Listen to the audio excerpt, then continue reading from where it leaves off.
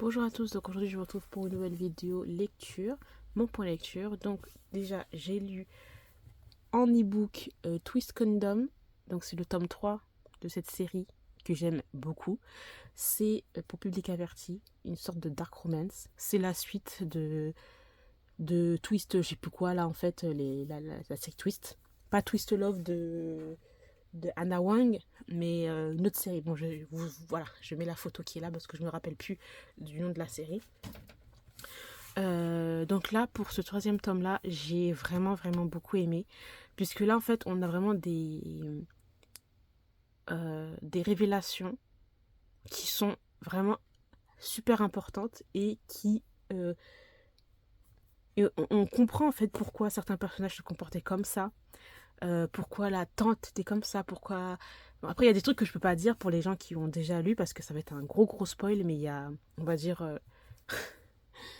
le retour de certains personnages qui sont très importants et qui vont complètement changer l'histoire. Donc là, c'est la fin d'un premier arc, en tout cas sur les deux personnages principaux. Et j'ai vu que cette série, c'est une série qui a au moins beaucoup de tomes avec tous les autres personnages. Et j'ai vraiment hâte de lire le quatrième tome qui sera sur la meilleure amie de la Kim, si je me rappelle bien. Euh, la meilleure amie du personnage principal féminin de cette histoire. En tout cas, les 3 premiers tomes, de ce que j'ai compris, en tout cas, c'est un premier arc. Et là, c'est terminé, on passe à autre chose. Et j'ai hâte de découvrir les autres histoires des autres personnages secondaires.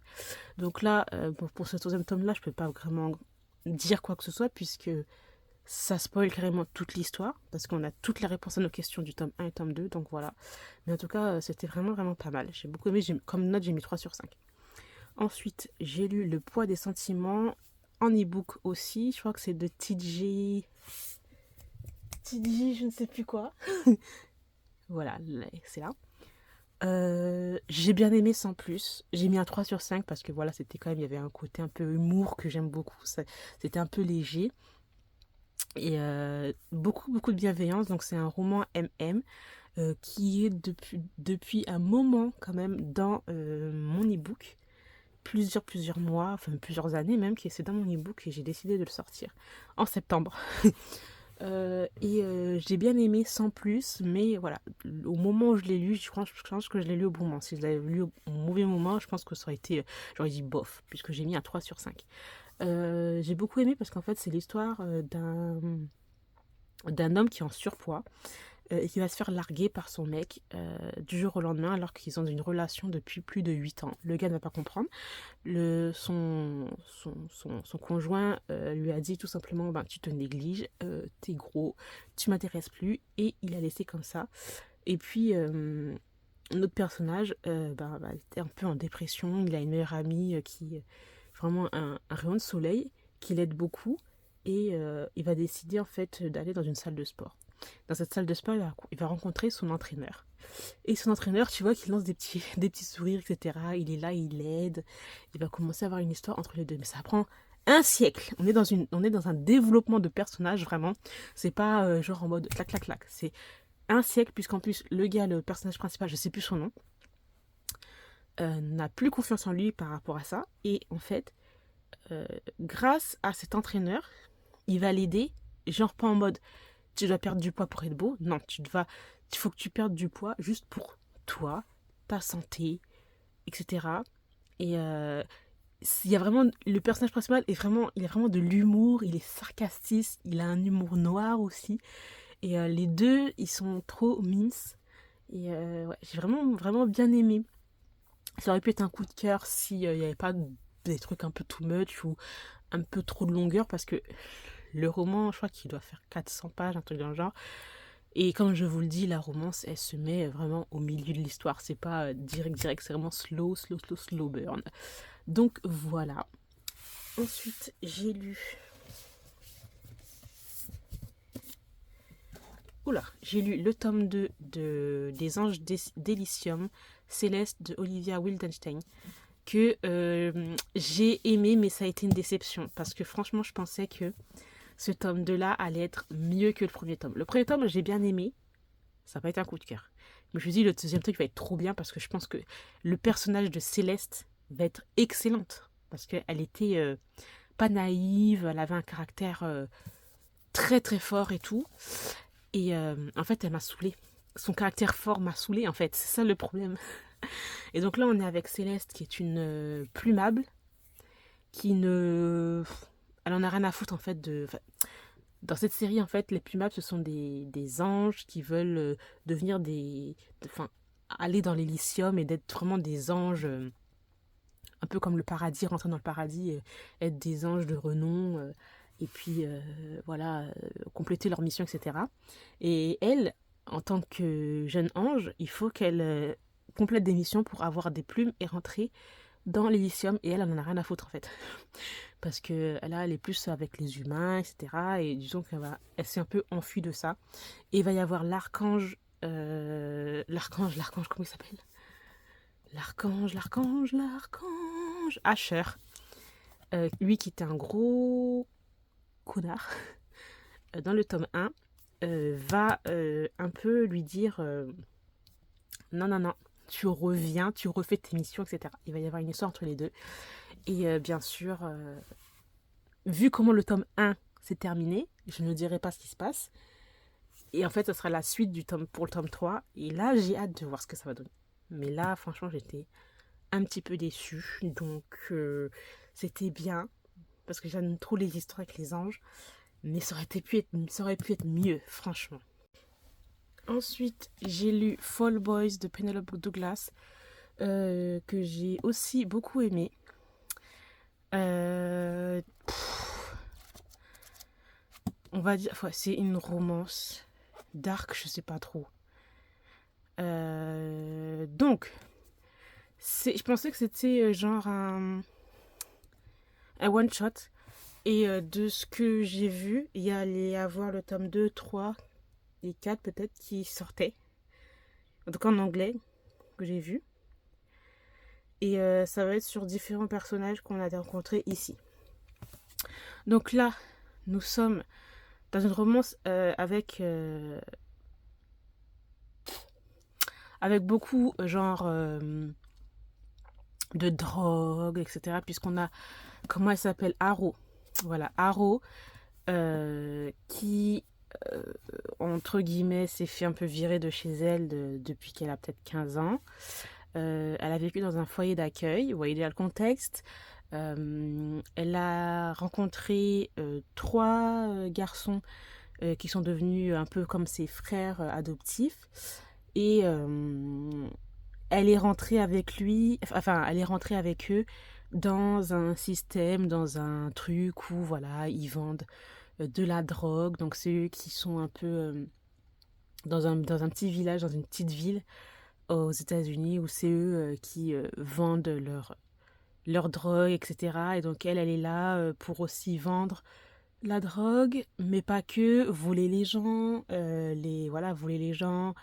les menacer, etc. Et elle est dans ce cercle vicieux, elle n'arrive pas à s'en sortir. Et en gros, il y a une ville à côté, qui est un peu une ville voisine, un peu une ville rivale, où dans cette ville-là, c'est genre la ville parfaite, où il n'y a que des riches, des personnes qui sont riches, leurs parents sont tous très bien, ils ont tous un très bon métier, et voilà, il y a beaucoup de caméras, il y a beaucoup de choses, mais en fait, bon, les belles villes comme ça, il y a toujours des secrets, n'est-ce pas?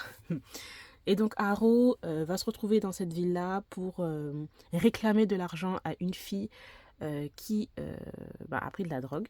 Elle va se retrouver, parce que Haro, c'est une grosse bagarreuse, va se retrouver dans une bagarre et pour se venger, entre guillemets, parce qu'elle est censée avoir de l'argent, parce qu'elle s'est fait racketter par des flics qui sont corrompus. Et donc il faut qu'elle récupère de l'argent un peu partout où elle peut. Et ce qu'elle va faire pendant cette bagarre, elle va voler le porte-monnaie d'un gars. Et ce gars-là, c'est l'un des fils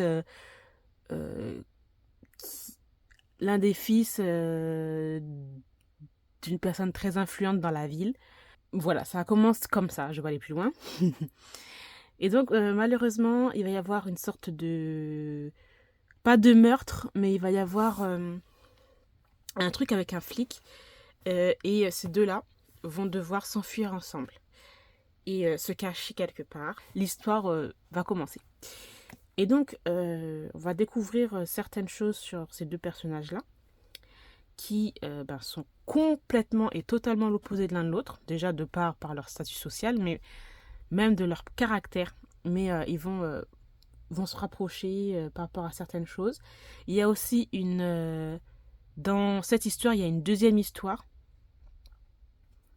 Et ils essayent en fait un peu de résoudre un peu cette énigme. Et ça aussi, je suis très intriguée parce qu'en fait, ça se termine pas là. Et la suite, il y aura une suite dans le tome 2 pour savoir comment ça se passe. Mais ouais, j'ai beaucoup aimé. Puis surtout que là, on se rend compte que il y a d'autres personnages qui sont assez importants. Et j'aimerais bien voir comment ça va se dégoupiller, quoi. Parce qu'en fait, même si, vous voyez, je vous ai dit que le gars, là, je sais plus comment il s'appelle. Il s'appelle comment? Hawk. Voilà, Hawk. Même si c'est le fils d'un gars influent de la ville, en fait, son père, il n'a pas il n'est pas né avec une cuillère d'or dans la bouche, en fait. Il était lui-même dans les histoires de dealers, etc. Ils ont beaucoup changé de ville avec sa femme et tout. Et même eux-mêmes, ils ont une histoire qui est enemies to lovers, sa femme et lui. Et j'aimerais bien dans les prochains tomes, peut-être que l'auteur va peut-être nous expliquer comment leur histoire, comment s'est passée leur histoire en fait. Et qu'est-ce que je disais? Et oui, qu'en fait, son père a Hawk. Il n'est pas tout blanc en fait. Enfin, c'est quelqu'un qui en fait a, a dû se débrouiller, a dû tout faire en fait pour sortir de d'où il est. Et donc, il comprend un peu le personnage d'Arrow. Voilà, voilà. Donc, c'est vraiment, vraiment pas mal. J'ai vraiment beaucoup aimé. Ça change un petit peu. Mais après, c'est vrai que c'est long. Hein.